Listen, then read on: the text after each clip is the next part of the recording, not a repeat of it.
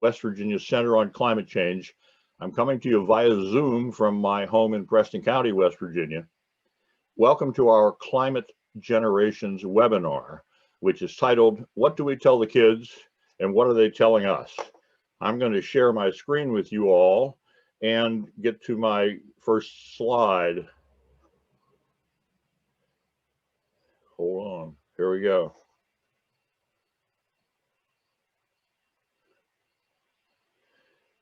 As I said, welcome to our Climate Generations webinar, and I'm Tom Rod. Our speakers are Dana Fisher and Danielle Lawson. You'll hear a little bit more about them. You can read what our schedule is. We try to have this introduction last 5 minutes, hopefully. Then we'll have speaker remarks going to about 6:35, and hopefully questions and discussions lasting till from 7:15 to 7:30. As I said, I'm from the West Virginia Center on Climate Change. We've been doing programs on climate science and policy for about 6 years, but this is actually only our second Zoom webinar, and it's a bit of an adventure. So thank you for understanding if we fumble about a little bit. Hopefully you're hearing me and you're seeing our introduction slide, ideally with me in a little window. Any problems, you can send a message in Q&A and we'll try to respond to that. We're going to be starting with our first speaker in just a few minutes, but we have to wait a little bit. That's what everybody says, to give people time to log into the webinar. So I'm here reading the script. I hope everybody's ready to relax, have a good time this evening. And I've got my banjo here, and I thought I'd play just a couple of licks to get us in the mood. And you can read that slide.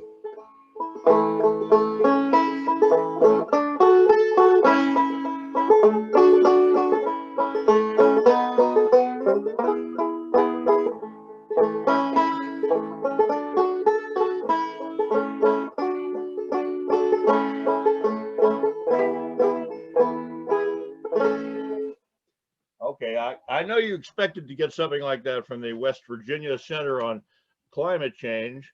I'm going to move to our next slide. That's our logo on the left, and our co-sponsor on this program is the West Virginia Rivers Coalition, wonderful organization, and we're going to hear from Sarah Cross from that group in just a second. And also the West Virginia Citizen Action Education Fund is one of our sponsors. And as I say, I'm going to introduce now to you Sarah Cross. She's the Climate and Campaigns Director for the Rivers Coalition. And Sarah, can you take it from here? Absolutely. Thanks, Tom. We're very excited to have Dr. Dana Fisher and Dr. Danielle Lawson with us today to talk about climate and generational perspectives. Dr. Fisher is going to be our first speaker today. I'll go ahead and talk briefly about both of them. But she is the professor of sociology and the director of the program for society and the environment at the University of Maryland. She's a very established scholar, 60 papers and book chapters. Most recently, a book called American Resistance from the Women's March to the Blue Waves was published. Some of her background as far as scholarly work is in activism, environmental policymaking, and democracy. Some of what I think she'll talk about today is the topic on climate-focused civic engagement and how that connects to environmental outcomes.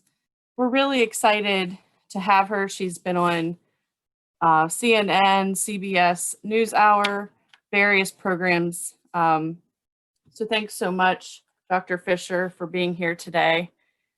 Tom, if you want to go on to the next slide. And we also have Dr. Danielle Lawson from Penn State. She's the assistant professor of recreation, park, and tourism management and science education. She has a lot going on there. Her research interests include environmental education, intergenerational learning, which I'm really excited to learn about. I see she has several publications on that, and social justice. One paper that we're really excited about is entitled Children Can Foster Climate Change Concern Among Parents.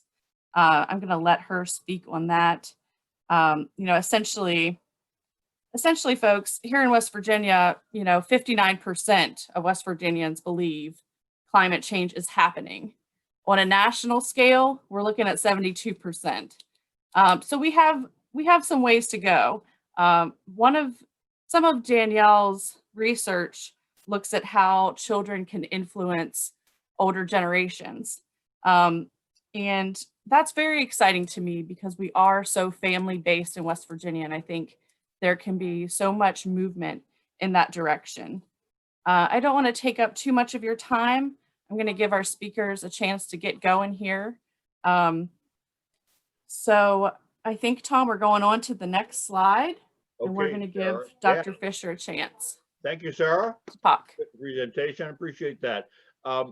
So the final thing before we get to our speakers is we're going to take a quick poll because Zoom has this cool poll feature, which I've never used before, but I'm going to give it a whirl, and I decided to adapt it. Let's take a look at the first slide that'll lead up to the poll, and I have a script here, so I better stick with it or I'll get digressive. In case you just joined us, I'm Tom Rod from the West Virginia Center on Climate Change, and we're about to hear from our first speaker, but we have a very brief one-question audience poll, which you can participate in on a Zoom webinar. You can vote, and we've tried it out, and it works in the test. The audience poll is based upon this graph, which shows how CO2 in the atmosphere has increased over the last couple of 100 years. And this graph is, especially if you make your little window closed so you can see that dark black section there, that's very useful to draw our generational lines on. And what do I mean by that?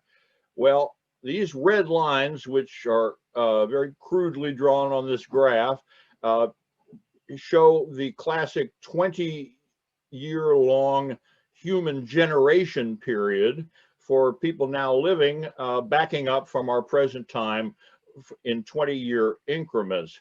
4 20-year generations just about covers everybody living, gets back to 1940. There's some folks down here, but we're just going to shoehorn them into generation 1 for purposes of this poll. And look up here, find your birth date, and you can see which climate generation, according to this graph, obviously different ways of drawing it, but using the classic 20 years. I'm digressing. Let's go up. So now you know what a climate generation is, and you even actually know what yours is.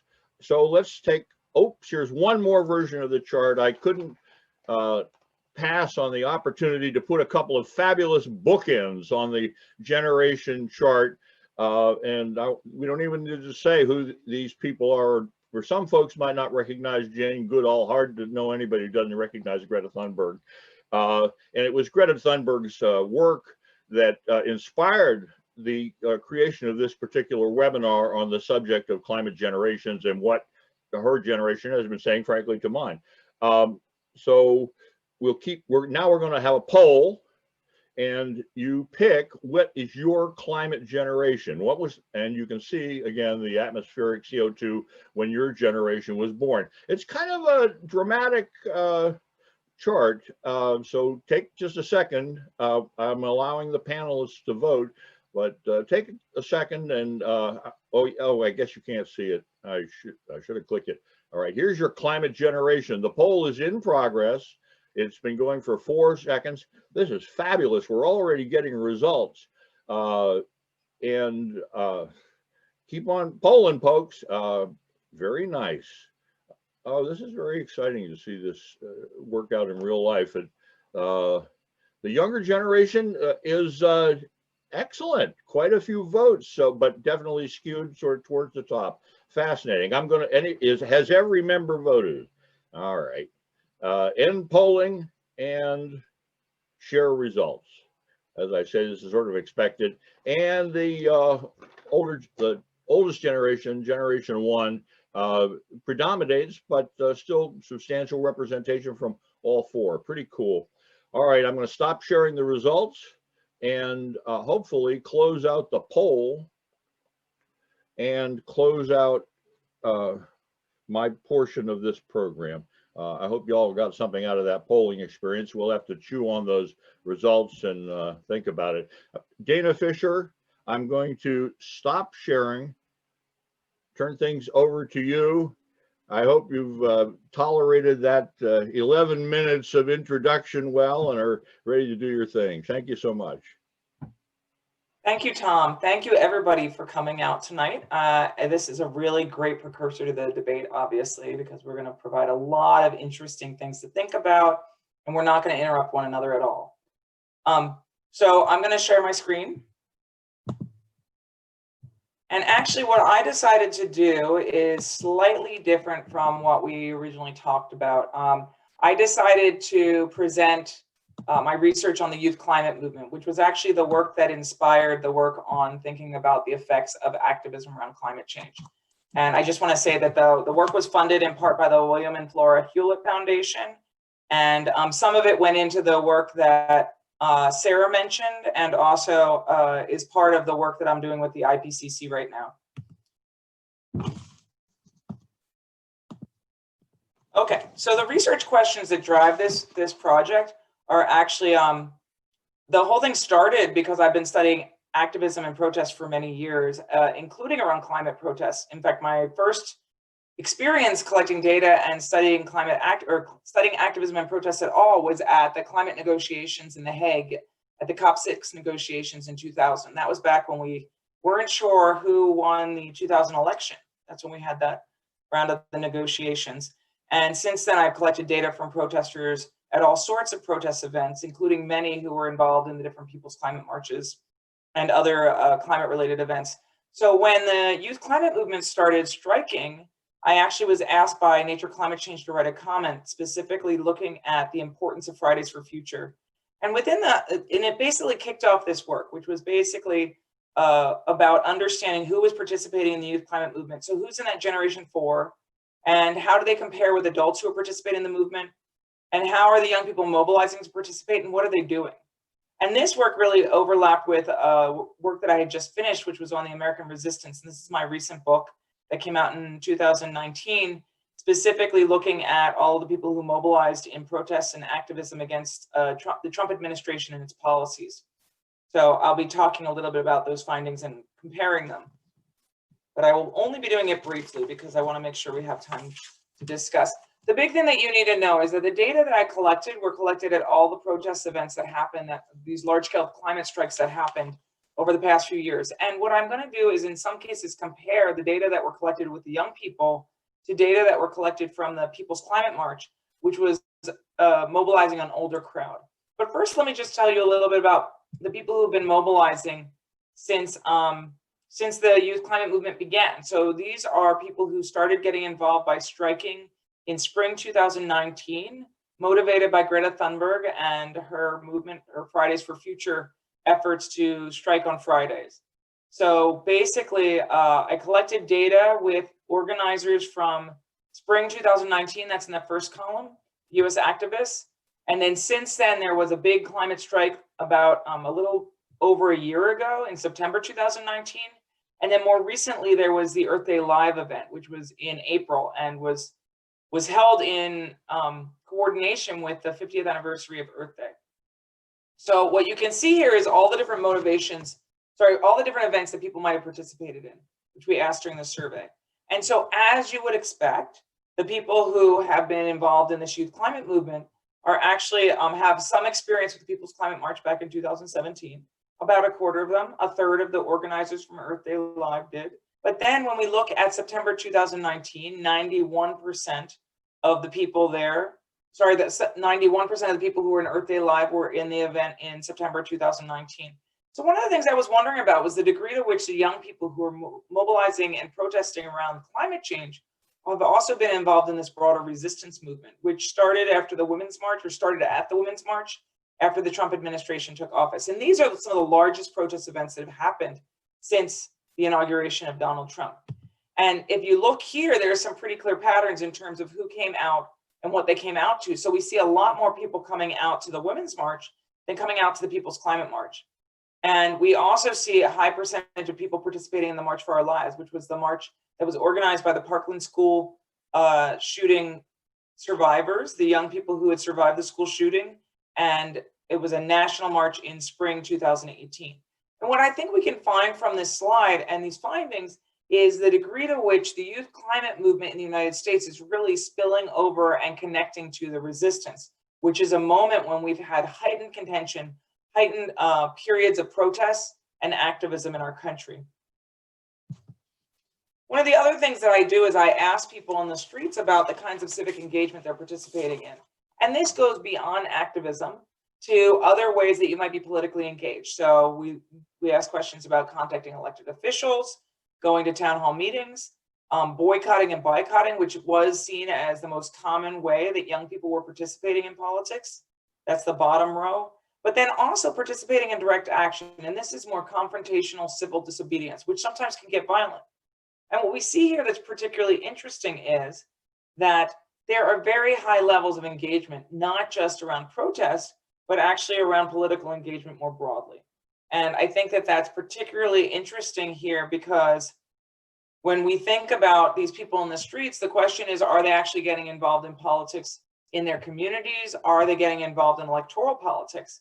Now, I don't have on this slide voting behavior because the different timing here does not give us a chance to compare, apples to apples. But my sense from the people in this samples is that these people are going to be voting if they're of age. And in fact, I did the analysis around the Earth Day Live participants and found that over 3/4 of them will be eligible to vote come the election in a couple of weeks. One of the other things I did is ask people what their political ideology was, and not one participant of these protests, so not one of these activists, reported being on the political right. So these are very progressive leaning individuals. And, one of the other things that's particularly interesting, I think, is looking at how the COVID outbreak has affected political work. And so at the moment when this movement started, nobody imagined that we would all be trapped in our homes for over 6 months trying to avoid getting sick from a pandemic. But during the more recent times that I collected data, Earth Day Live was completely online and was a digital event. And what I did during that event is I actually asked the organizers how their activism has changed around COVID. And what we see here is that many of these young people have stopped participating outside in strikes, and they had also, they had changed their behaviors. So if you look down at the bottom table here, we can see that a lot of people were involved in Zooms like we're doing today, doing Zoom strikes, as well as participating in live series events to learn more about the climate crisis.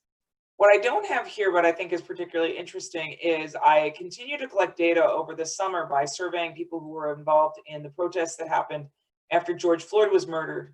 And I collected data with a team of researchers in Washington, D.C., Los Angeles, and New York City. And one of the things that we found is that many of the people who came out in response to George Floyd being murdered to show Black Lives Matter and support Black Lives Matter as a movement had also reported participating in climate strikes and participating and saying that they were motivated by issues related to climate change to participate.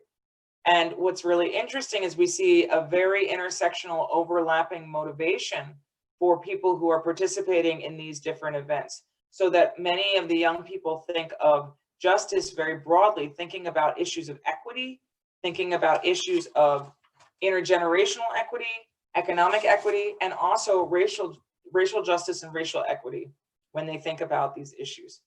One of the other things I've asked is about the different organizations that people who are involved in these strikes are members of. So they basically are asked to fill out the survey and list the organizations that they're affiliated with, up to 3.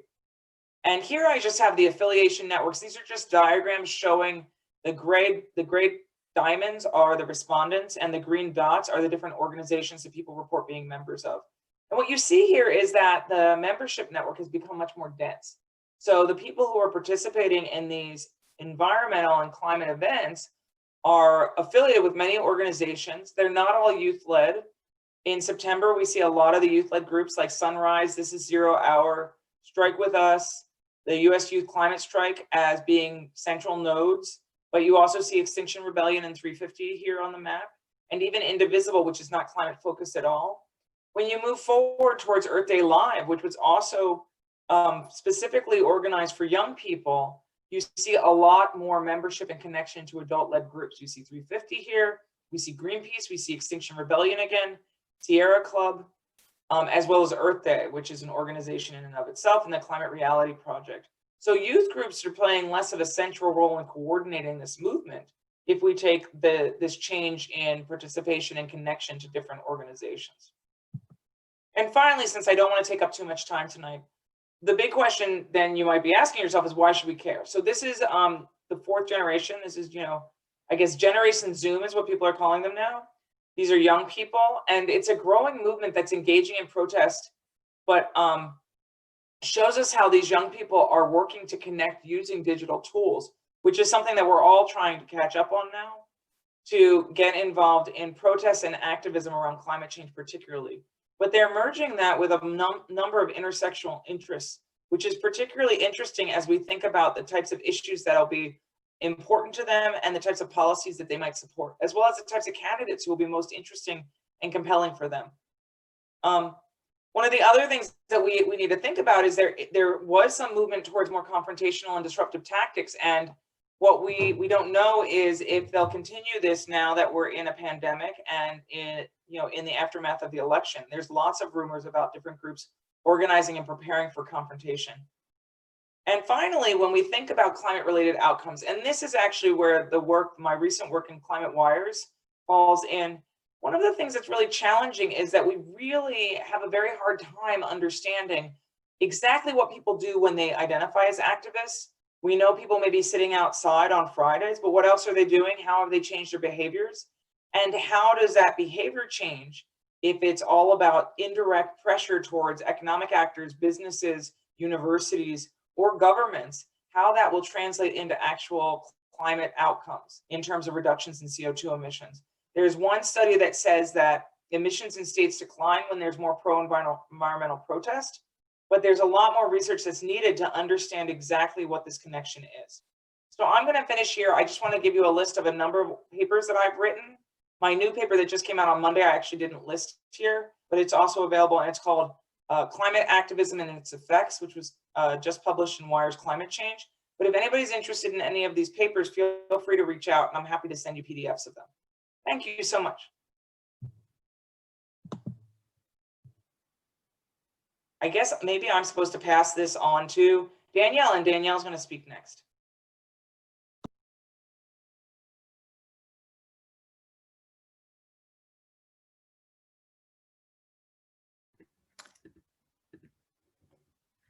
Thanks so much, Dana. All right, everyone, I'm going to go ahead and share my screen.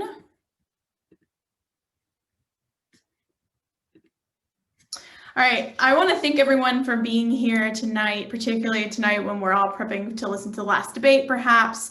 But I'm excited to talk to you a little bit about intergenerational learning and climate change specifically, and how kids can influence our climate change beliefs. So taking a little bit of a different direction than Dana, but I'm hoping you'll get something out of it.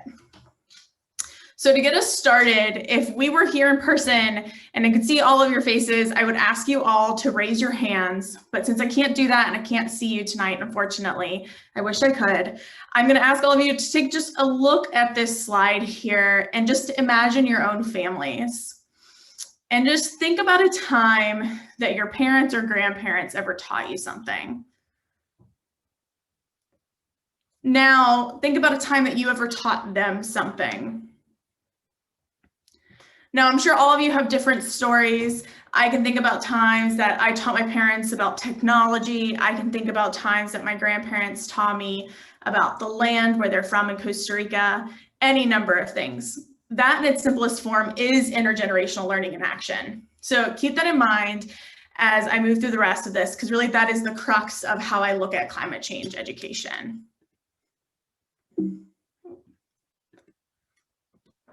All right. So I likely don't have to convince most of you, if you're coming here tonight, that environmental degradations, environmental issues are impacting us all around the world. They're impacting us in multiple ways. And a lot of us and a lot of researchers out there are working to understand why and how we can stop some of these impacts or these degradations from happening. But really, when you look at where people are on the spectrum, particularly when it comes to things like climate change, they aren't exactly where the scientists are. And to really understand why, we have to understand how people think about things. So I bring up this graph here to show key areas of conflict between public and the scientists. As you can see here, there's gaps on everything from it's safe to eat genetically modified foods to evolution, childhood vaccines, climate change there specifically, and the growing world population and whether it's going to be a problem or not. And really what this says is that people think about things differently. Scientists, they tend to rely on science and they rely on their own personal experiences, the way they were raised, so their culture, their gender, what they listened to in the news to form their opinions about things. People do that too, but the way that they think about science is going to be different than a scientist. And all of these things like gender and our age and our life experiences act as filters of information. So as information about things like climate change or GMO foods, like on the top row there, come at us, they filter through all of those demographic characteristics and our experiences, and we fit it in a way that fits within our own narrative. And because of that, we come to different points on the spectrum of like how we think about things. Climate change is definitely one of those. Of course, it's the poster child that most people think of. And to really combat some of this, climate change communicators, educators, researchers all over the world have really dedicated to finding ways to try to combat some of those things that about a person that you can't change, but making it fit, the information fit within those narratives that I was talking about. An example can be, like you see on the left-hand side of the screen there, a picture of Leonardo DiCaprio telling us that climate change is real. So using the use of a celebrity or a trusted messenger to get through the message. Or there on the right-hand side, we see a picture of the Pope also talking about climate change as a problem that can't be left to our future generations. So somebody who really respects the Pope, really listens to what they say and uses their religion to think about other things in the world. Perhaps if we align climate change messaging with that religious figure, that's going to help it come, those messages really make sense to them within their own lived experiences. And these things can work really well, and we know that they can work really well, but the problem is they only work with specific people. And if you have somebody who does not like Leonardo DiCaprio for some reason, watched the Titanic, really didn't like it, you know, whatever it might be, or just does not respect the Pope and his beliefs, what you can end up seeing happen is that instead of those messages about climate change really impacting them, it actually has the opposite effect and it impacts them negatively. So pushing them further away from the message. So really what this suggests is that we need to start thinking about different ways to be able to communicate with broader swaths of people all at once. And that's where some of this intergenerational learning comes into play. So I kind of want to explain how adults think about climate change and children think about climate change in a very, through the lens of two different studies that were done in 2012 and then 2014.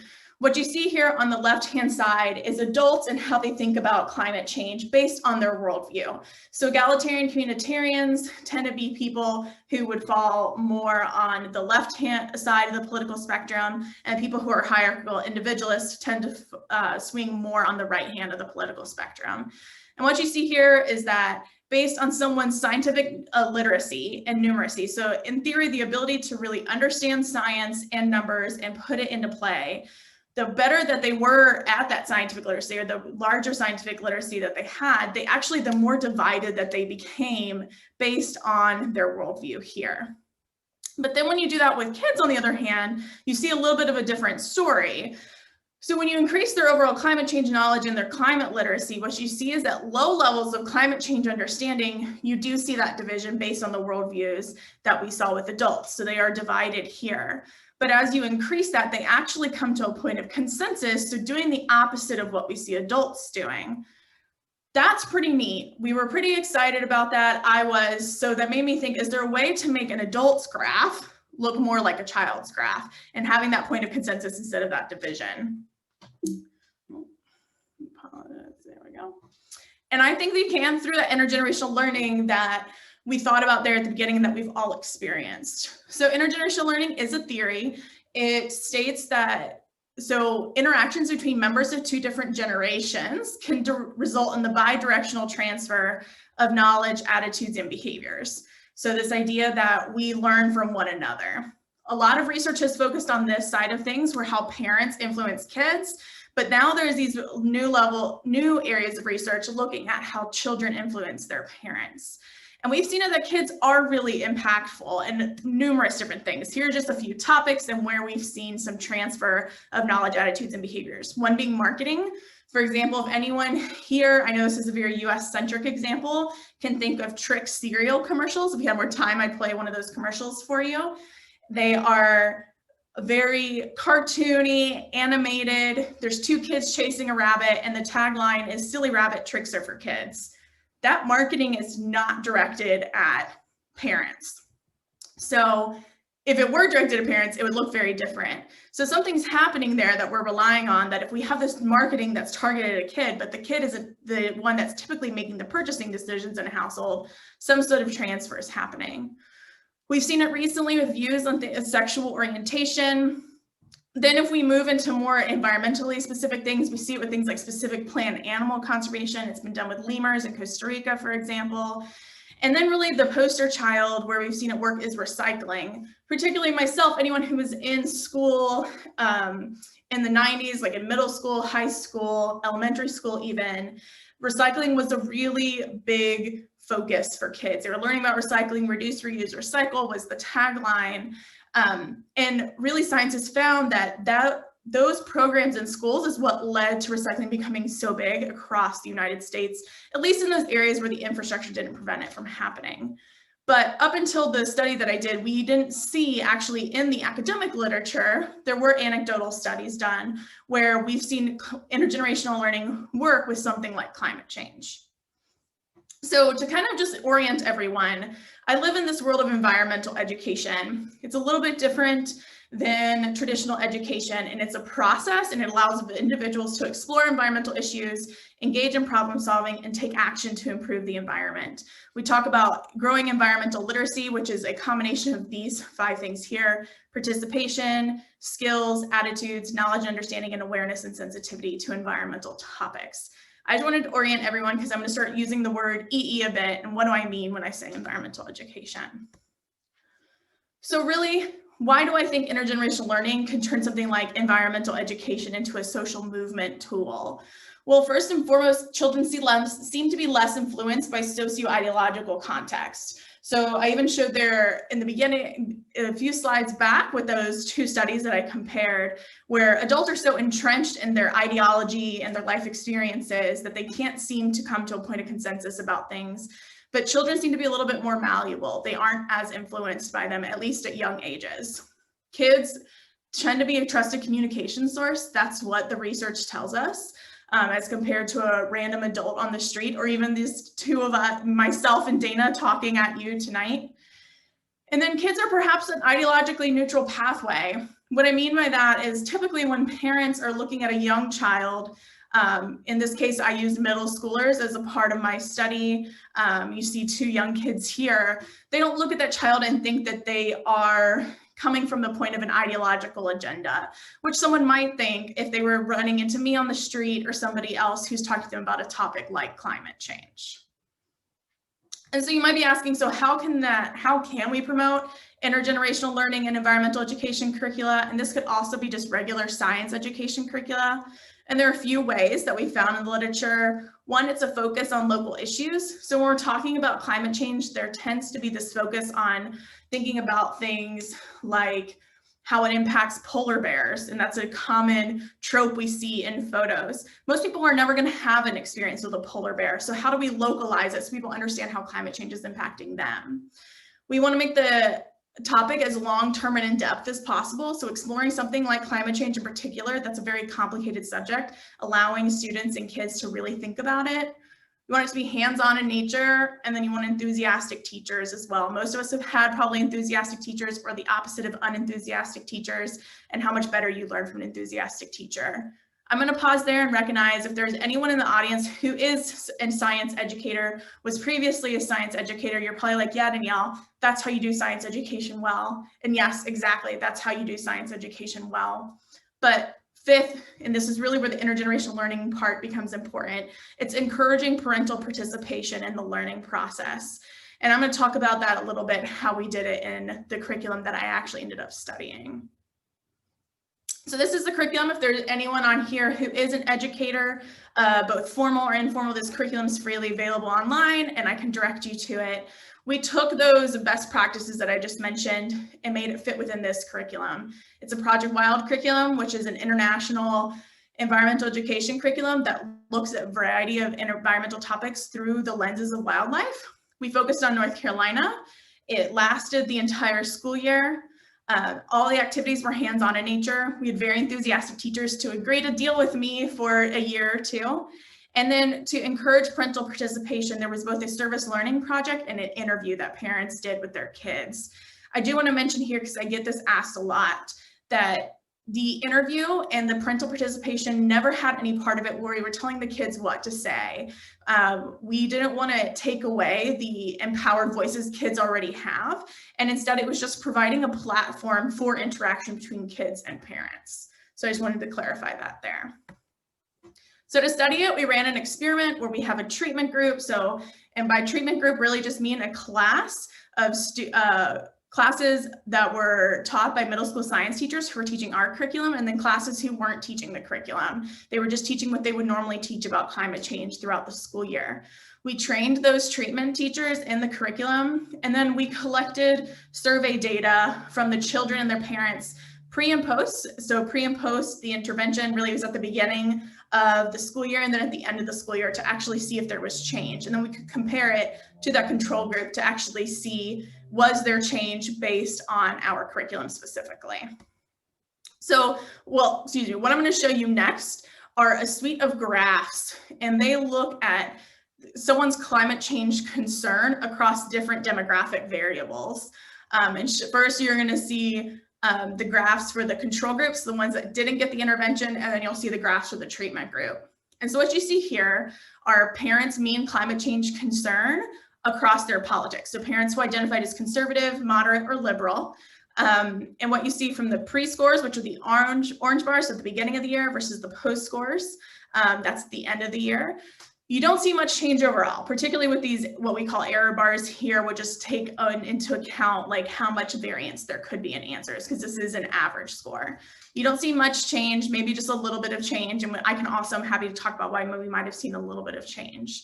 But then when you look at the treatment group, you see very big changes, with conservative parents actually having the biggest jump in climate change concern from the pre-scores to the post-scores.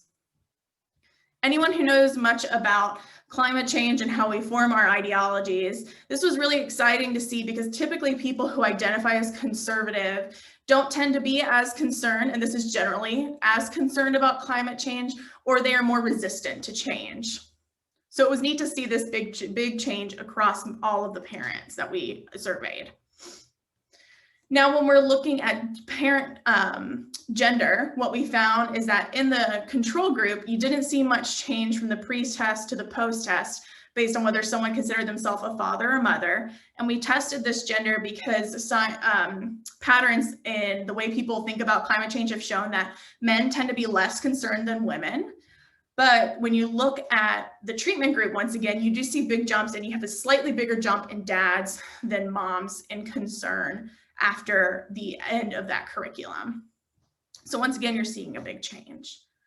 And then last but not least, we wanted to see it based on whether the person, so the child doing the communicating, was a son or a daughter, if that's how they identified. And what you see from the pre-test to the post-test is not much change for both sons or daughters in either group. But then in the treatment group, you see a very big jump, particularly if the conversation was coming from daughters. We were excited about this. Daughters tend to not be associated with science, particularly when you enter that middle school age. And perhaps this could be a function of the fact that daughters and girls at that age group tend to just be better communicators of information. So what all does that mean? So really, it means that child to parent intergenerational learning works in this climate change context. This was super exciting, and we hadn't seen it in the academic literature before in an experiment setup. And that intergenerational learning, we think, can empower multiple generations to come together to a common goal. So it's bringing all of us together, making all of our graphs come to a point of consensus, regardless of the things that we can't change about ourselves, like our politics or our ideologies. And something I want to point out here, and I think this is particularly important for this day and age, is that intergenerational learning can be meaningful for many different people. In terms of the academics, potentially if there are any in the room, you might think about whether it's culturally responsive, and we think it might be. I do want to clarify, it's not that I think that this curriculum that we developed in combination with teachers was magically something, it had like the silver bullet solution that teachers and educators and researchers have not been able to find before. But really, I think it is instead of the educators doing the communicating, or researchers or climate change communicators doing the communicating to a group of people about climate change, instead we empowered and elevated the voices of youth to have those conversations within their own family context. Every family has its own cultural context, and a child's going to understand that better than you and I ever would. And so because of that, we think that children have this ability to do some of this cultural translation that we tend to be bad at when we're just like talking to strangers on the street, because they just understand it better. And so I did want to point that out because this could be really important as we move forward in the future. So really, what does this all mean for you? Some of you might be sitting here like, okay, Danielle, like you've thrown a lot of science at us. Some of you might be parents, grandparents. What does it mean for you? I would say, by far and large, have conversations with your kids or grandkids, nieces, nephews, brothers and sisters, whatever it might be, siblings. Because kids, they are empowered to use their voices. A lot of people will tell me, be like, you know, we don't want to make kids too unhopeful about the future or to depress them. And that's very true. We want them to know that there is something that they can do about it. But as we see here, kids are wanting to have that conversation, and perhaps they're the ones who are best going to teach us in reality than we could ever teach them. So I just want to say thank you. There's my email, and that's also my Twitter handle. If you ever want to talk, please reach out. I'm happy to send you the links to those papers, just like Dana mentioned with her papers.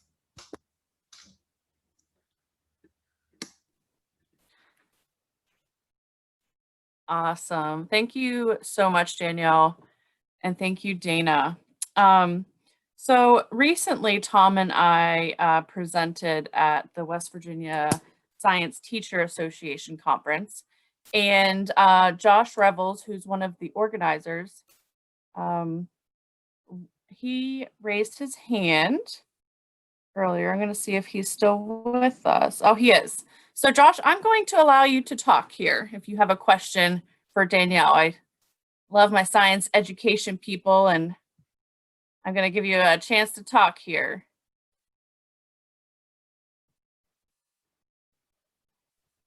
Oh, wow. Yeah, I was just raising my hand because she'd said, you know, she was polling, I guess, in a way about how many teachers were in the room, and I was just showing support. Oh, awesome. What she was talking about. But yeah, wow, what a fantastic presentation from both of you. I'm so glad that I was able to watch and listen this evening. It's just, you know, I do a lot of work with climate as well with you guys, and I just loved having this insight from you guys. So thank you.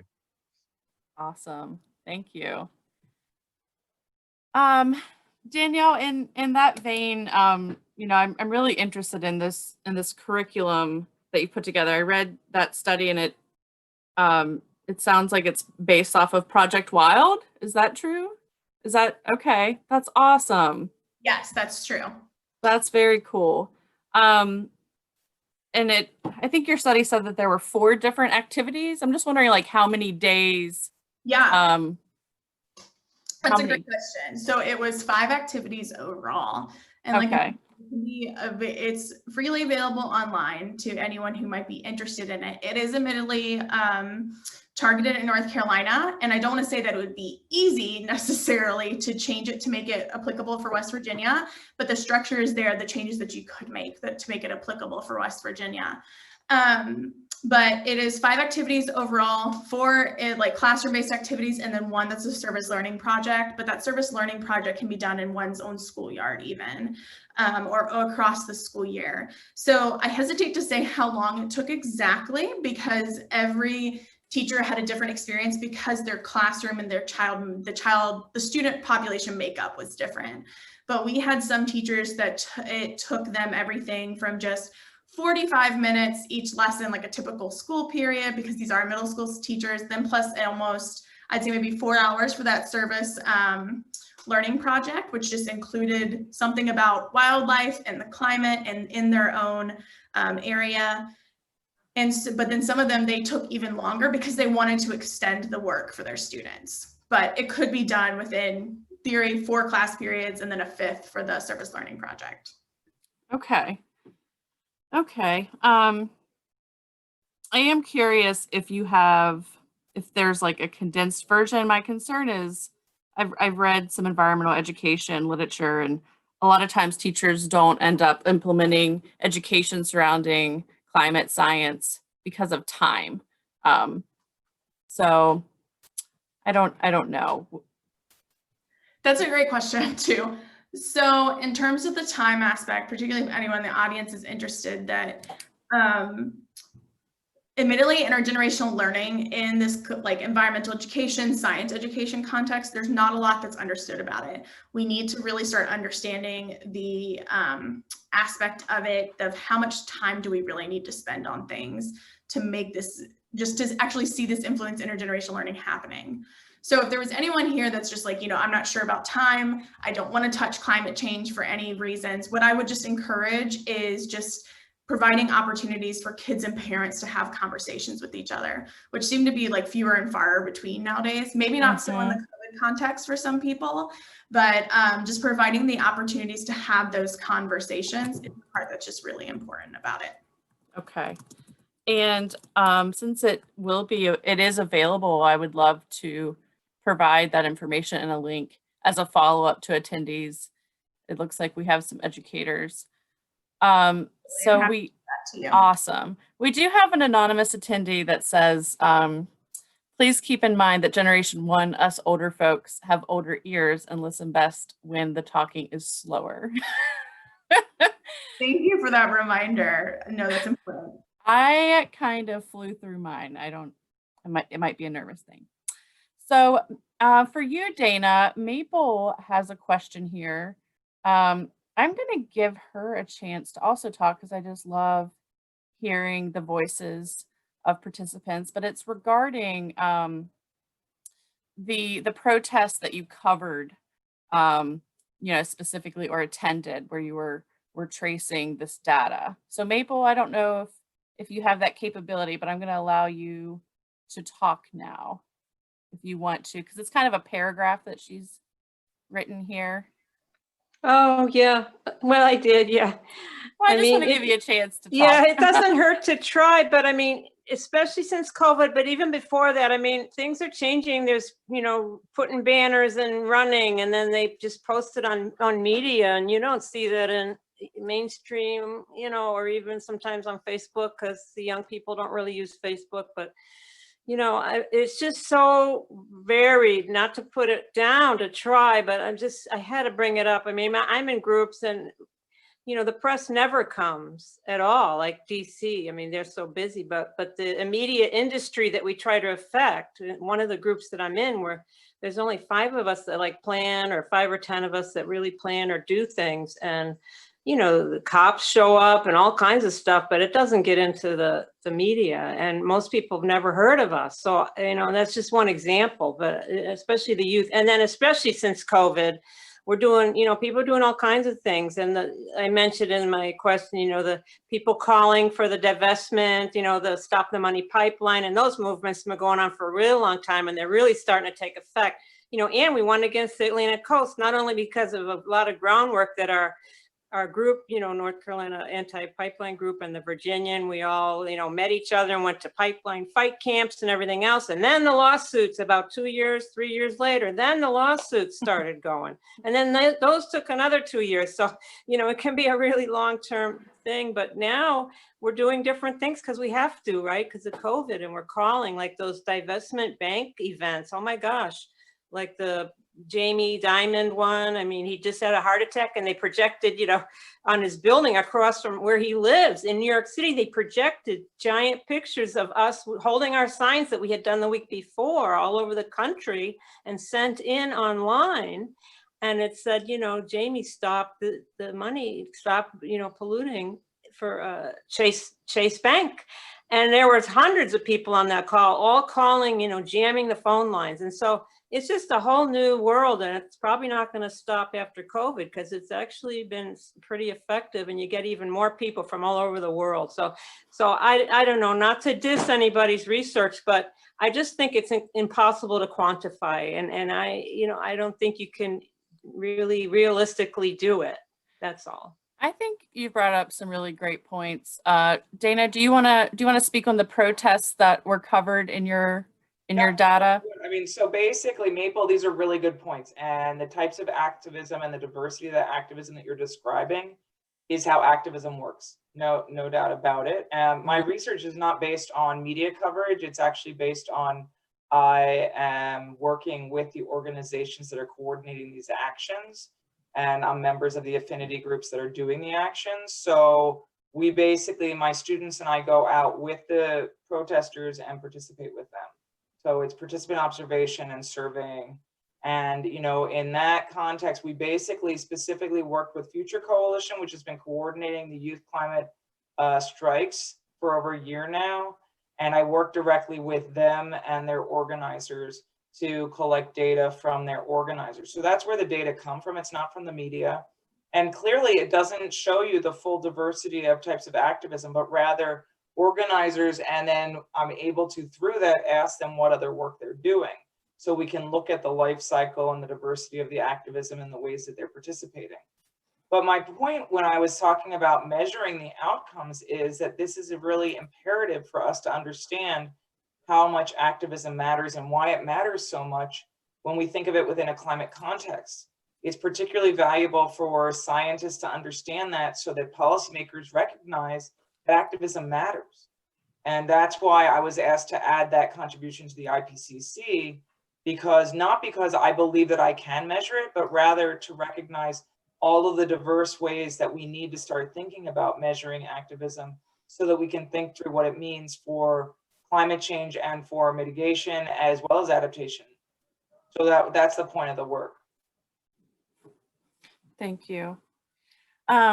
Another question for Dr. Fisher from Charles. Dr. Fisher, do you find that younger people are more inclined to engage in civil disobedience than older generations?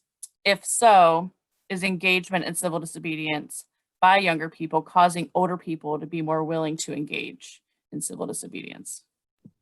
Well, that's a great question. So research tells us that young people tend to be the people who are first to engage in civil disobedience.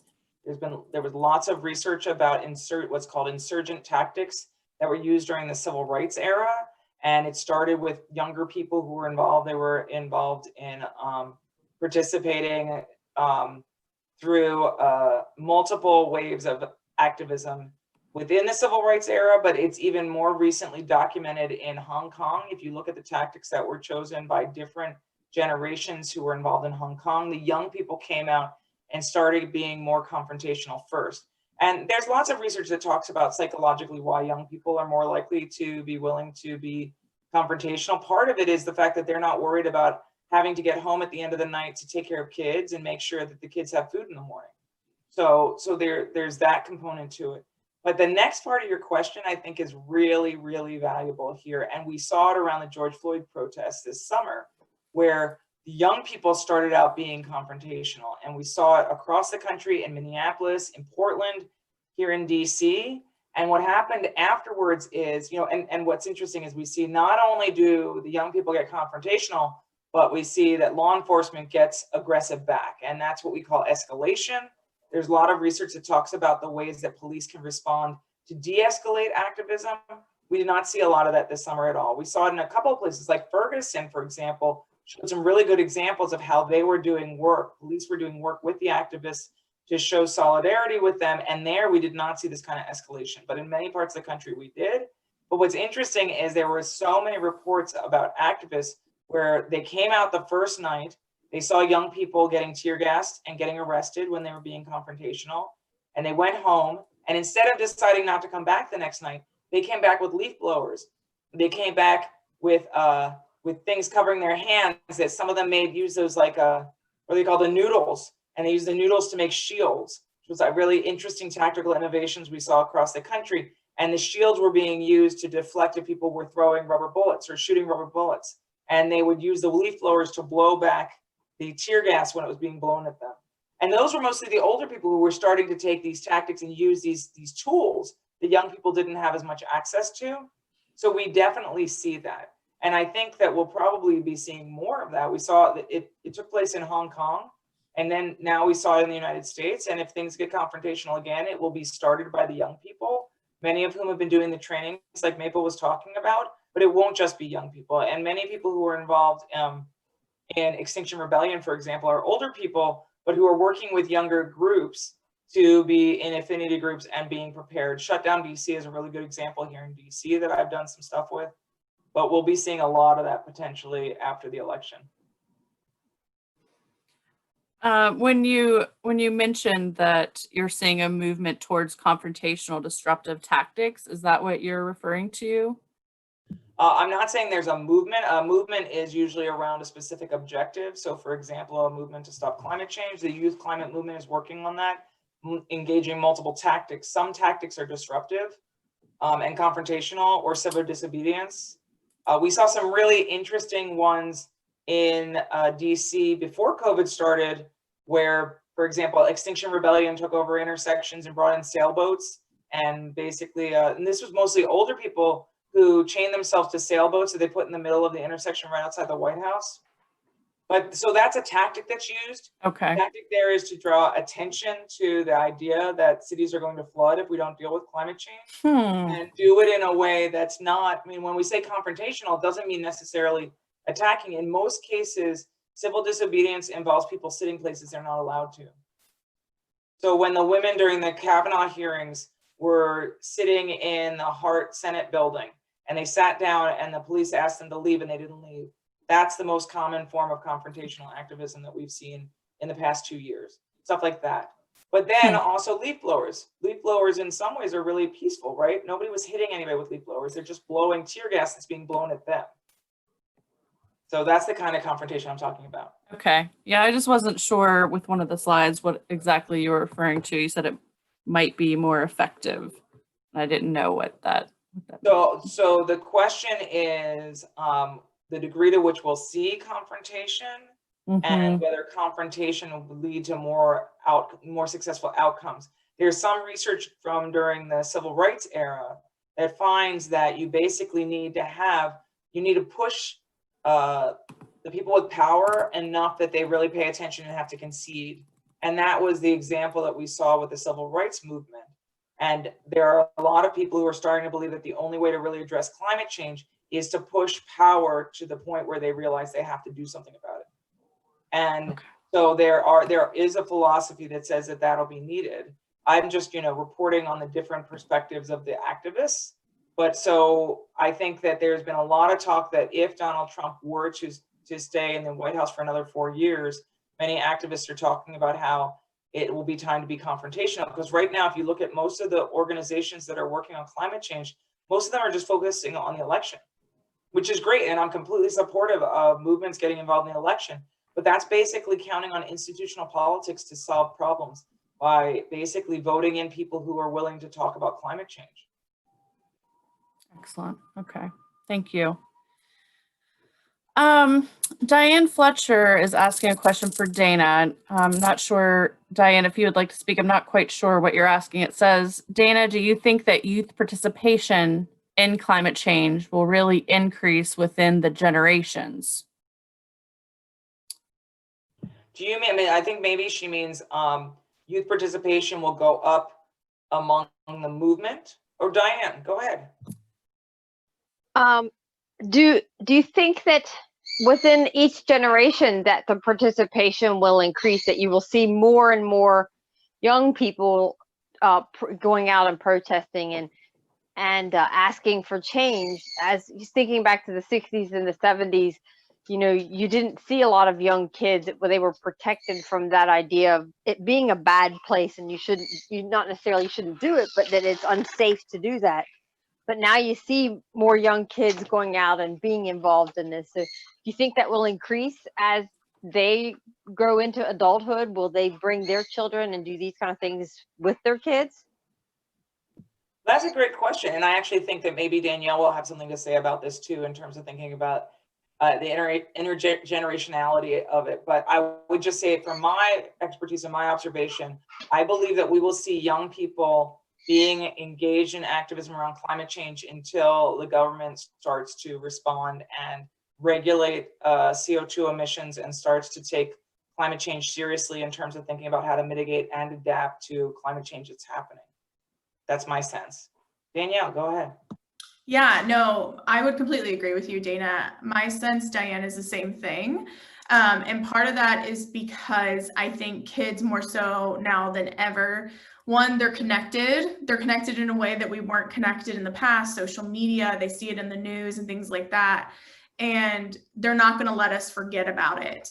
And they shouldn't. You know, they're the ones who are going to be dealing with the brunt of the issues and the brunt of just the climate change impacts. They're already dealing with it. You have groups of students taking the parts of the US government to court because of infringing on their civil liberties for not dealing with climate change. You have marches that are going on all over the place. You have youth-led groups everywhere. Like, for example, there's a big one in Maine called the Maine Environmental Changemakers group.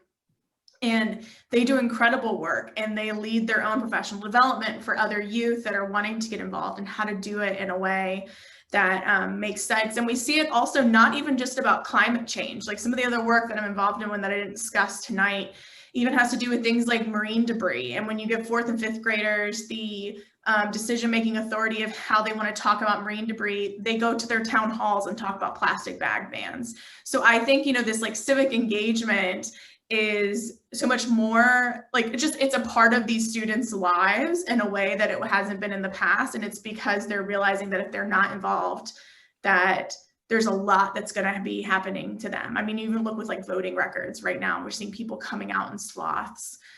So I would agree for sure. Awesome. Marianne is asking, I believe this is for you, Danielle, were the classes in mostly urban, suburban, or rural areas? I think it's referring to the classes for the curriculum you spoke about. That's a great question. So it was done in coastal North Carolina. So if anyone's familiar with North Carolina, there's the 20 coastal counties. They're called the CAMA counties, Coastal Area Management Act counties. They are pretty much east of I-95 in North Carolina. And this had to do with our granting body, why we chose to work with those counties in the coast. And so we had teachers from all over the place. We had teachers from very urban areas in coastal North Carolina, like Wilmington, North Carolina. And then we had people from very rural areas of coast North Carolina, like Camden, North Carolina. So there was a combination of the two. That's a great question. Excellent. Okay. This question is from Andrea. What suggestions do the speakers have for encouraging students to realize the power of their own voices to impact climate understanding of others and to inspire climate action in others? Well, I'll go first, but I have a feeling Danielle has a lot to add to this. But I mean, I think that I think one of the things that everybody has learned from Greta is the way that one small voice and one small person can really have a huge impact by just expressing what they think is important, and that the world has to take climate change seriously. And I think that because of the technology that's available to young people today, it's become very clear that that works that way. And we saw so many young people in the United States who also started leading organizations and organizing their friends and, you know, co-students to get involved in stuff. So I think that the students are teaching one another. To some degree, I'm not sure if they need to have adults tell them what to do, although I think that there's nothing better than learning a good dose of civics early on, for sure, to understand the ways that the government works, so that, you know, you don't have to teach your kids as Schoolhouse Rock videos. So but I do think that we will see, as the young people see the kind of impact they can have, that's the best message and the best way to learn. Yeah, no, absolutely. I would agree with Dana that I think it sometimes, you know, and this is going to be pulling on my personal experience as thinking about youth, which is longer ago than I'd care to admit at this point now, or it's getting to that place for me. But I think sometimes you think that they're just kind of like dismissive of it, or they maybe perhaps it's really that they just like are acting like they're dismissive of it, that they don't have an impact. And maybe perhaps like particularly with their parents, they don't realize it. And some of it sometimes is because I think there's not this immediate impact that happens all the time. You know, it takes like breaking through the layers of like mentioning it over and over again. But I think it's about doing what Dana just said, like just showing them what impact they have. You know, and some of that, admittedly, I would be lying and say might be hard because youth nowadays are used to seeing social media movements, them, you know, overtaking television with their marches and things like that. But what they don't realize is that that wasn't a thing, or at least that we saw it in the way that we do now. But I think it's just being very honest with them that their voice matters, and just encouraging them to use their voices, and that being realistic with them that people might not always agree with them immediately. It's not going to be that you have one conversation with an adult, whether it's your grandparent, a parent, just like a trusted parent that you have, your teacher, whatever it might be, and that they're immediately going to agree with everything that that you say. And then it doesn't work that way, but it's just starting to encourage those conversations and showing them and just talking to them about how important conversations back and forth are to actually coming to a point of consensus together. I know that's kind of like a vague answer, you know, it's not just like a silver bullet answer. And I think it's because there's not one, but it's just really, it is just showing them how much of an impact they have. Thank you. This next question I think is a really great one as far as teachers and, you know, what they kind of, yeah, I'm just going to ask the question. I think it's a great one. For those parents or teachers who believe that climate change is a political ideology and fake news, do you have guidance for messaging to protect teachers who might be accused of indoctrinating students? It's a great question, and it's a loaded question. It's a very loaded question. And I want to like send any like just like solidarity to anybody out there who might be a teacher. I taught 6th grade science before I went and did my PhD. So I understand that wholeheartedly, what it's like to be accused of indoctrination. And let's be honest, since we haven't shied away from it, that there's a lot of that conversation going on in the political sphere right now that's being led about education being indoctrination. Something that we did, you know, I can just speak from what we did to help protect the teachers from that in my study, because, you know, I was in North Carolina. If anyone understands doesn't understand the politics of North Carolina, they also aren't very big on the conversation of climate change.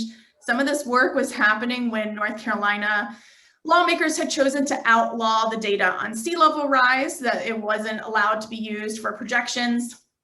So conversations about it were really difficult. And for me to do this work, I had to get permissions from every single county school board to do this work. And the way that I did it is that it's just one, I hate to say that it's just like sticking with it, but part of it is sticking with it and knowing that you're not indoctrinating. The other part of it is just sticking with the standards. I am not admittedly familiar with the standards in terms of science education in West Virginia, but in North Carolina, in the UNPAC standards, it actually mentions climate change. And so, you know, we talked about climate change and you talk about the impacts of climate change, but we included no part of true indoctrination. That's why I went ahead and mentioned that thing about the interview. It actually never even mentioned the word climate change itself. And that was done very purposefully just to make sure that we weren't putting teachers in the situation that kids are bringing something home that's homework from us, who the parents aren't going to interact with, and basically having their children act like it's been told that we were creating a green army, that they were Green Army members spreading information. And so there is I don't think there is a simple answer to that, but it's knowing that, I guess, just repeating that education is not indoctrination. It's not by any means whatsoever. It's science. That's what I tell people a lot of the times. You can't believe in science. You can accept the science or not, because science is science. And it really is just sticking with it, sticking with the standards, everything like that. I had no county tell me no as much as they wanted to. There was back and forth on it because they said that it was too complicated of a topic. It was too traumatic for kids to learn about it. Any and everything you can imagine. But because at the end of the day, we were sticking with the standards and we did it in a way that was very standards driven, they didn't tell us no. So I wish I had just like a more straightforward answer for you, but for anyone out there who is an educator, I see you and I hear you, and I know everyone on this call stands behind you. We really do. Yes, Dana. I just wanted to ask Danielle, because this is fascinating. Now, I know you moved to Pennsylvania, and I was wondering if you're planning on replicating the project or doing anything else. Could you tell us a little about that? Sure, absolutely. So I'm hoping to replicate it in Pennsylvania. That's kind of like on the docket for things to do soon. I'm currently in the process of replicating it. So before I was in Pennsylvania, for anyone who doesn't know much about me, which I wouldn't expect anyone on the call to know much about me, I was a postdoc that was funded through the United States Department of Agriculture. And I got funding from the United States Department of Agriculture to replicate the study in North Carolina, but with agricultural communities. So working with North Carolina high school agriculture students, and then most of the agricultural students in North Carolina come from ag families, like a tradition of agriculture. People in the agricultural tradition culturally tends to be run pretty deep within those family structures, and they tend to be a little critical of human-caused climate change for multiple reasons that are very understandable. So we're currently in the process of trying to replicate that. COVID has interrupted a lot of that, admittedly. It's kind of turned it on its head. But yes, we're going to try to replicate it in North Carolina and Pennsylvania, and start adding some other aspects to it, to start investigating things like different cultures and how the impacts differ, and actually basing it in some other theories to see like positive youth development and things like that. Like what increases the likelihood of intergenerational learning occurring? Is it that parent and child have to be attuned a certain way? We don't really know. So we're doing that. And then we're also going to look at, it's funny, someone asked about, and you mentioned, Dana, intergenerational learning in strikes. That's one of the new areas that I'm starting to look at. I will be emailing you about it, actually. In North Carolina, there were a bunch of strikes that happened recently, where teachers were out there with their students striking. And so what impact does that have? So there's a lot that we're going to do. I'm planning on doing this in this world. So You definitely reach out. There's actually a lot of examples of this around gun issues, right? Particularly before March for Our Lives, but after the Parkland school shooting, there were a lot of students who mobilized their teachers to get involved. Awesome. I might be calling on Josh or some other West Virginia science educators on this one if you all don't know the answer, because I know you're out of state. It's a great question.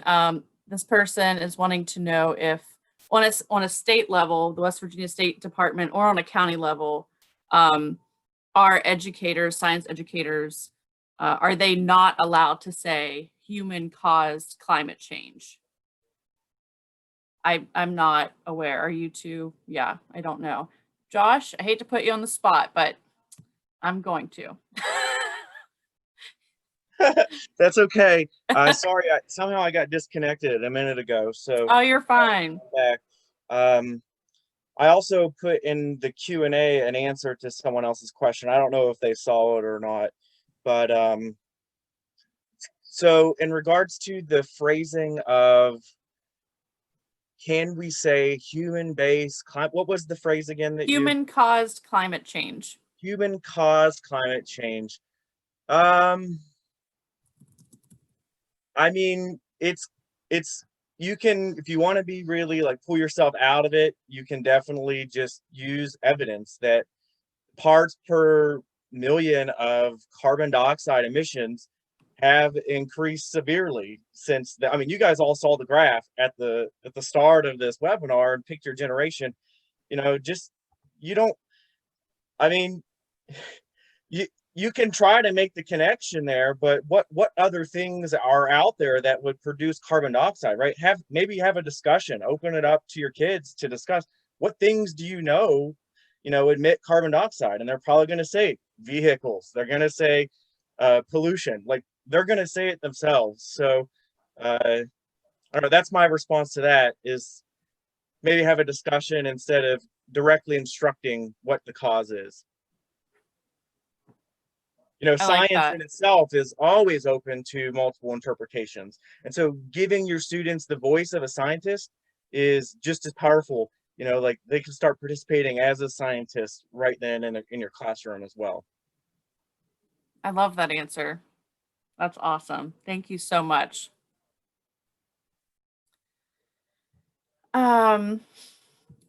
Danielle, what part of the curriculum did children in the study find most compelling? Did they report what they shared with their parents? It's a great question, and I wish I had the answer to it, admittedly. There's a level to this that I don't have a lot of those answers, like what the children found compelling, what they said to their parents, that sort of thing. That's actually what I'm starting to study next, like what actually happens. Like we know what happens, but what's the mechanism that's happening here? Is it that just like me as a kid, I would not stop talking about something. So I'm sure my mom got on board sometimes so that way I would stop talking about it. Or is it because they see something that their kids are doing and they want to replicate it? But I was not privy to those conversations. And the reason for that is just like ethics boards approvals that we have to go through at the university level and what we were allowed to ask. And because we were talking about such a contentious topic like climate change anyways, and then the fact that it was like parent and child interactions, I was removed from the process. So I was completely, in the sense that those student parents, all I know them as is an 8-digit number. I don't know them as anything beyond that. And then on top of that, because then we had ethics approval at the county level that I was just talking about earlier. So I don't know. I would love to know the answers to that, but I just don't have them. The qualitative scientist in me wants to do interviews with this. I do too. That's what I wanted to do follow-up interviews, and I was told multiple times, unfortunately. Yeah, I bet. Dr. James Coates has a question for Danielle. The data on kids' shift attitudes of conservation parents, that was impressive. Did you have any incidents where the parents pushed back or responded defensively or even with hostility against their kids? How can we protect kids from that? So again, that's probably information that you weren't privy to. Yeah, it's information that I'm not privy to. 1, 2, I would be like, I'm sure some of that did happen. Just like even conversations I've had with myself with like my own family members, like outside of my parents about this sort of thing. There's always going to be pushback. And then, you know, we had kids too, like, you know, on average, there was that change with conservative parents, but that's the average. We definitely did still have parents that went further in their lack of concern about climate change at the end. And then the child was still super concerned. So there is some of that in the data. It's just on average, we saw that jump. And I just wanted to mention that, be transparent about that. And then as far as protecting kids from it, that can be a little bit of a loaded answer. Dana, I'd also be interested to hear like some of your thoughts on this in general. But I think sometimes, so one, in terms of climate education, I think what we need to protect kids from is that one thing that we find is that we're not going to get kids to engage unless we leave them with a sense of hope and what we call agency and feeling like they can do something about the problem. And this works. This is the same situation with adults too, that if we come at them with climate change, I mean, I get there myself some days and I'm like, oh my gosh, we have to do all of this. It's going to require this. How is this going to happen? What am I going to do? That I'm just going to hide in my house, in my shell, do my own thing and not do anything about it. That absolutely happens with kids too and adults. So we need to give them actually actionable items that they can do to start just showing them that they can make change and that their changes make a difference. So it's kind of like that question that Andrea was saying, that their voices make a difference. That's really what they have a lot of control over at the young age. They don't necessarily have the monetary and political power that an adult might have, but they have their voices. No one's going to take that away from them. And that is a civic power. I want to make sure that I reiterate that. But then in terms of the discussion part, if someone doesn't agree with them, I don't know if we necessarily have to completely protect them against people not agreeing with them, because I think that is the reality of it. We're not all going to come to the same place. Something that I will say that we've found in other research that we've done is that kids' views of climate change are not dependent on their parents' views. So a child can be very concerned about climate change, even if their parent is not. So even though intergenerational learning can work from both directions, we don't see it in terms of climate change where they're negatively impacting their student. Instead, people are less likely to be concerned about climate change as they get older, and then they go through another period as they get even older where they become more concerned about it again. So I would say that in terms of protecting them, we don't necessarily have to protect them because their parents are going to steer them the wrong way. I think people are going to be frustrated, but I think that's part of having conversations, and that's what's so important for us to continue to learn how to do, especially youth nowadays. We see that they can't, even the students I have in my classes, the way that they communicate is very different than the ways that the people who are going to be hiring them, for example, communicate. So I don't know if we necessarily protect them in that way, but we do need to protect them in the sense that we leave them feeling like there is something you can do about this. So Dana, I don't know if you have anything to add to that. Well, I mean, the one thing I would add is just that one of the reasons that young people have been striking and participating in these less kind of institutional ways of engaging in politics is because they feel like it's the only way for them to have their voices heard. The nice thing is that they really have been getting their voices heard.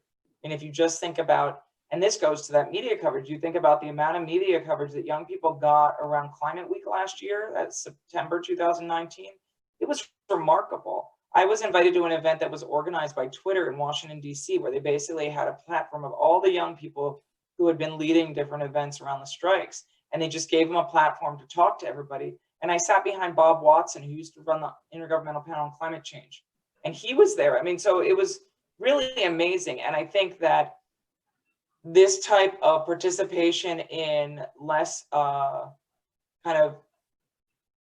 less institutional forms of activism gives them a real voice, particularly until they're 18 and feel like they can vote and participate. One thing that we could just like tie this to the election, since we are in the middle of an election, it's really interesting that if you look at the data that's come out about early voting as well as youth voting, there was talk originally, young people are the least likely to vote in the United States, and that's a historic trend. And one thing that's really interesting is that youth voter registration is way up and youth turnout is way up. Although I did just see before getting on this call today that 538 is now saying that we're going to see turnout that's over, it's so high that we haven't seen a level of participation in the election since 1908. So they're saying it's going to break all of these records with regard to voter turnout in general. And young people in it are also seen as being the highest. The highest that youth voter turnout ever was in 1992, which I don't really understand, but it actually was. I was very involved in that election, Bill Clinton.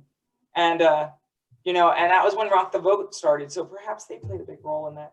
But I can say that these kinds of ways of thinking about, connecting what individual young people do through their friends and through the activism they do outside to the ways that they can get involved in politics, I think really matters. And we're seeing how it's mattering right now. And then just something else to add to that, I'm not sure if a lot of people have seen, but youth are very passionate about this election, that, typically the people who volunteer at the polls are people who are older or middle-aged. And what we're actually seeing is because of COVID-19 And just that even though it is a threat to youth, it's less of a threat than the age of people who usually participate in the poll and like volunteer, that you're actually seeing more youth volunteers come out and encourage and like making voting possible for people, even if they can't vote themselves. So I just wanted to put that in there too. Awesome. I am going to say, folks, we're trying to stick to 7:30. We still have several questions. I do want to be respectful of everyone's time.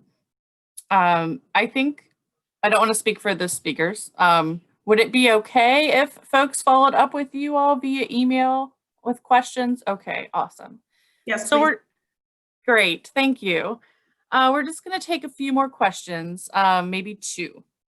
Dr. Fisher, national movements peak and fall over the course of decades, such as the nuclear disarmament movement. Do you think we are living in the apex of the U.S. climate movement? That's a great question. Based on the data that we've seen, I don't think that we're close to the apex of the climate movement yet. I think that, unfortunately, my sense is that we are going to probably see more climate disasters, not just on the West Coast and not just in areas that flood due to hurricanes, but probably more across the country. And I think that we will see rise in movements continue around the issue of climate change until society really has responded to those challenges and those threats, but we're not there yet. Yeah, so, I mean, the good news is that most, climate activism has been really enriching for getting people involved in democracy. And we see a lot of the young people, particularly, who are getting involved in climate activism now involved in the elections. I mean, they were working, a lot of the youth groups were helping older people when there were lockdowns to help them get groceries, and they were helping people and they're working at the polls, as Danielle mentioned. So we see a lot of this kind of spillover from the climate movement into other types of activism. We see a lot of the climate activists who are out in the streets around the post-George Floyd protests. So I think that it's promoting more engagement in American democracy generally, but I do think that we have not seen the end or the apex of the climate movement yet. That's good news. An anonymous person says, as a child from the 60s, I can attest the young were active. I love that. Okay. Okay, this question is for Dr. Lawson. In the slide that talked about IGL turning EE as a social movement tool, you mentioned about children trusting communication sources. I was wondering if you could expand on that. Yeah, so it was children being a more trusted communication source than, say, like the media, for example. Okay. That comes, so that might clear it up, one, because I was talking fast, admittedly, trying to get through it. There's so much, I could talk about this for forever, honestly. But no one has that amount of time right now. But it's really, if you look at the research, I mean, people can talk about this from like their own experiences, that even from the moment of conception between a mother and the child, that there is a level of trust that exists between those two individuals generally that doesn't exist between other people. And it's the same thing with fathers as well. It's this whole thing, you hear like only a mother's love. It's that sort of thing put in research terms. And so because of that, there is a level of trust that exists between a parent and a child generally that does not exist between two adults. Like no one here probably, if they don't know each other, trust each other as much as they might trust their kids or as much as I trust my parents. And that's not true in every household. But it is a very unique trend because typically people who are doing climate change communication are environmental educators, teachers upon occasion, university professors, people on the TV. Bill Nye the Science Guy likes to get used a lot. Leonardo DiCaprio, the Pope, people like that I mentioned. But so that's what we mean by them just being a more trusted communicator. You're going to be more likely to trust your child than just like me if I came up to you on a street. For example, you don't know anything about me. I have these credentials, but what does that really mean in terms of trusting me? And so because of that, there's just a unique relationship that exists that makes it possible for conversations to happen differently. They don't always have to be positive, but they happen differently between a parent and a child than they might between two adults. Great, thank you. Someone says, great information, thank you. Someone mentioned Project WET has a new curriculum on climate change. It's at projectwet.org/climate. I did not know that. Thank you so much. And I think we'll just go with this last question. Is there a similar curriculum being developed specific to West Virginia? Not that I'm aware of. Yeah. I'm happy if there's anyone on the call who I can isn't. chime in on that. Cool. Oh, you're not great. Thanks, Josh.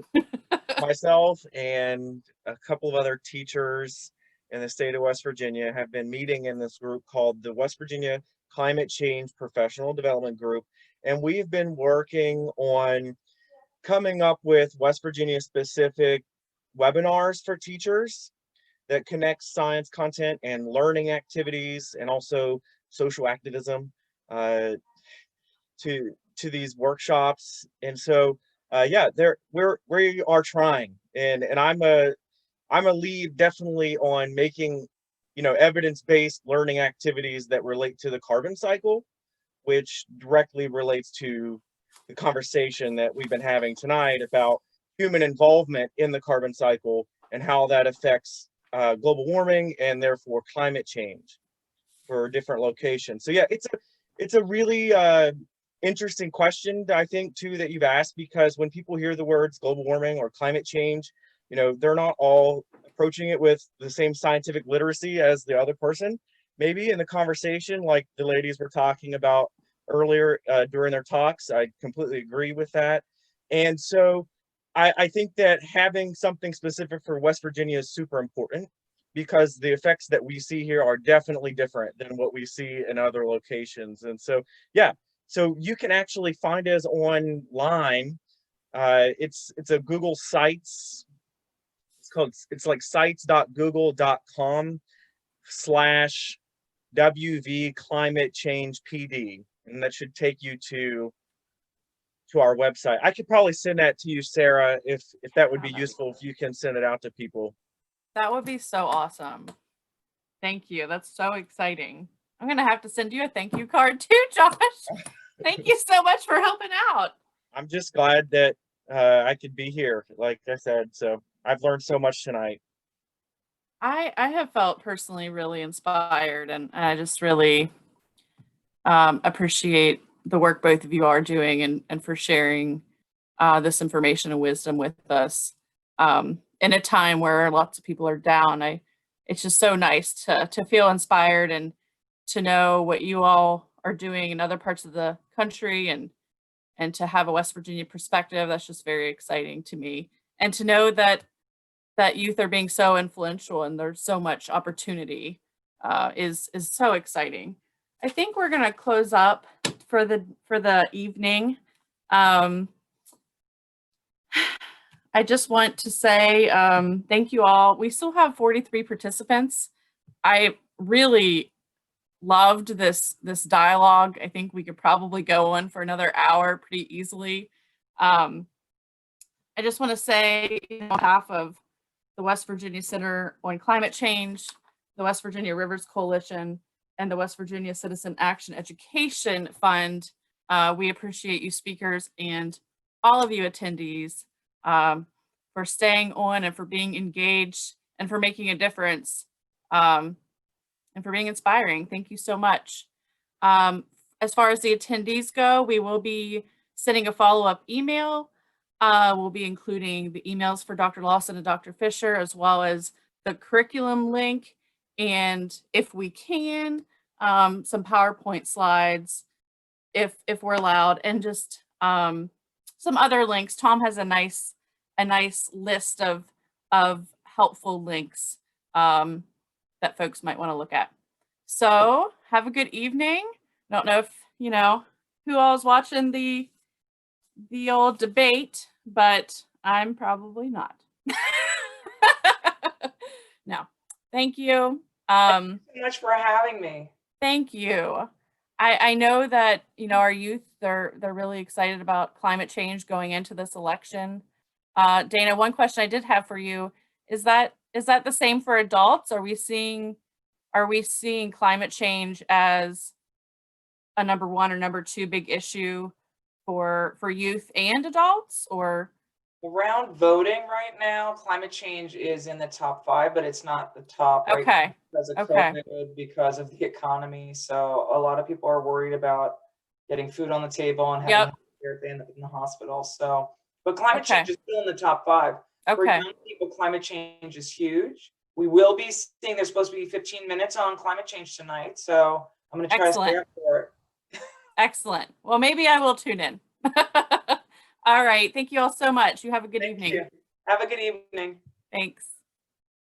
Thanks, everyone. Have a good evening.